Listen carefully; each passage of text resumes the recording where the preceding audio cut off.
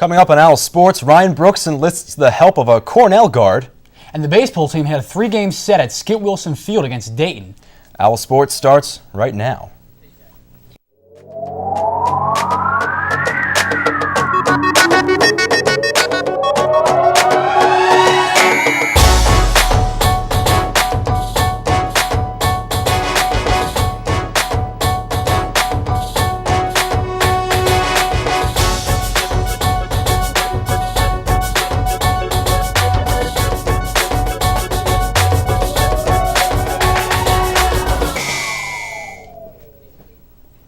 Welcome into Owlsports. Thank you for taking a break from checking your fantasy baseball team to join us. Alongside Matt Miro, I'm Dan Koob. We have an endless buffet of spring sports to keep even the largest appetites satisfied. But first, let's go to the Diamond.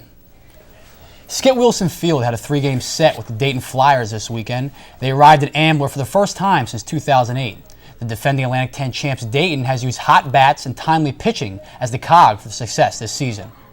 Here we see freshman David Hall, here at Skip Wilson Field, gets up and hits one over the right fence. That will touch every single bag. He will round them all very quickly. 2-run homer. Later there we have Steven Visnick on the mound.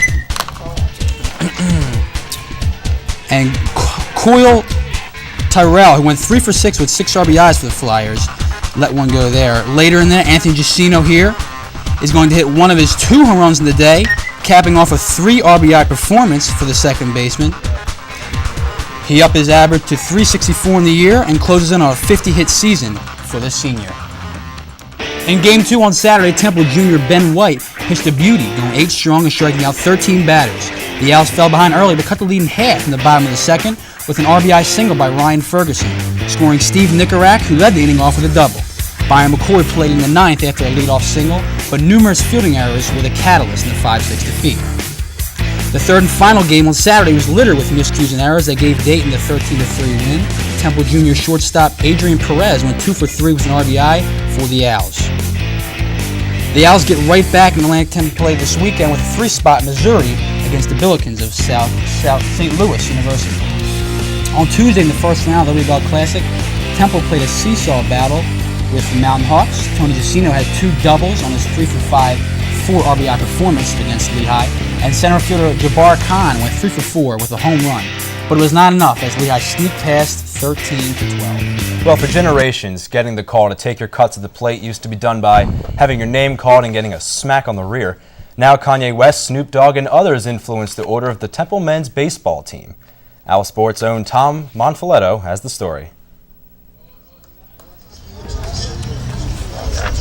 If you've witnessed a home game at Skip Wilson Field, you probably noticed that Temple hitters walk up to the plate accompanied by not only their bat and helmet, but also by their very own walk-up song. Now batting for the Owls, number 1, Byron McCoy. What is your walk-up song? Can't Be Touched by Roy Johnson. That's the boxer. Okay. Do you think about fighting people when you walk up to the plate? I think about the battle between me and the pitcher. There's a rip. That one could go. Buries a stone. Batting for the Owls, number 9, Tony Giacchino.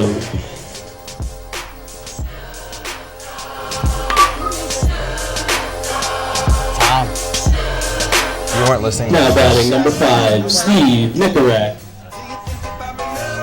Well, Jabbar Khan and I kind of set up all the walkout songs. I mean, it was kind of just I really like the lineup. something that locals like. Everybody just likes to pick out a song that they like, and they like to just walk up to the plate with.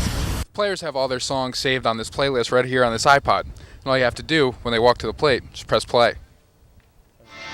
Leading off for the Owls, number 44, Ben Flannery. Now batting for Temple, number 24, Taylor Duran. Relaxing more than intimidation. You know, like I said, it's baseball, not football. You know, you're not going out there trying to scare the guy.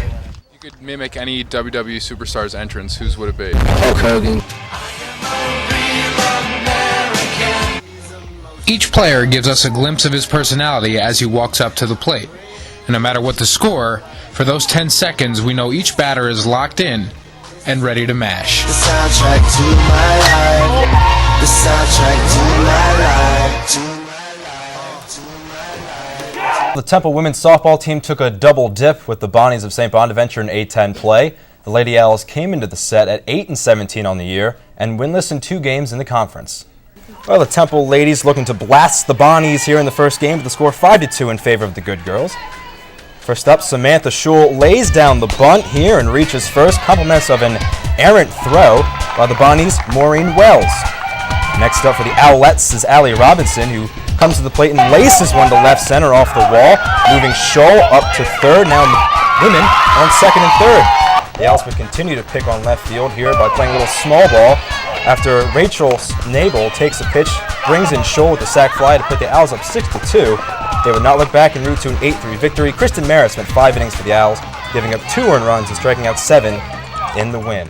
And well, if you confused third baseman Danielle Fagan for a carnival worker this past weekend, don't be embarrassed. It just seemed like she was powering her own personal carousel ride.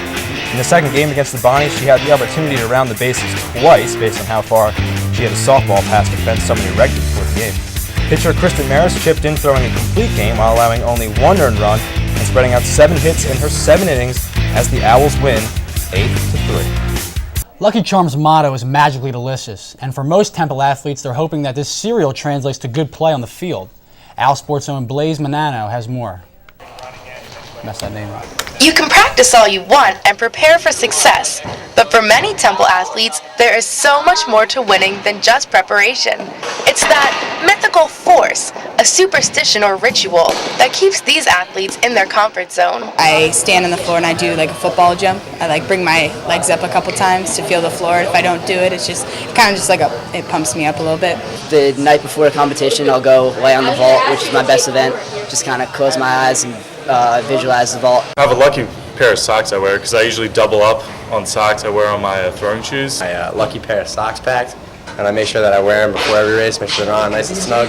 One thing I always do is I always put my stuff on my left foot first. I put my left cleat on before my right cleat and my left shin guard on before my right shin guard. My left sock before my right sock. I always drink a gallon of water.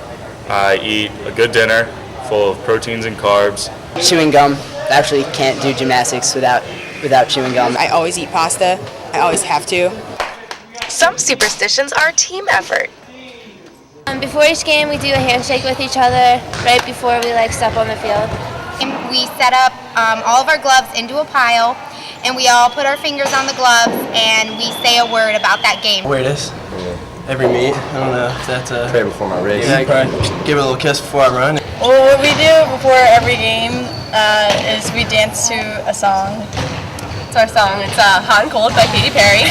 Songs, food, different clothing, whatever it takes. Ooh. For Owlsports, I'm Blaze Menino.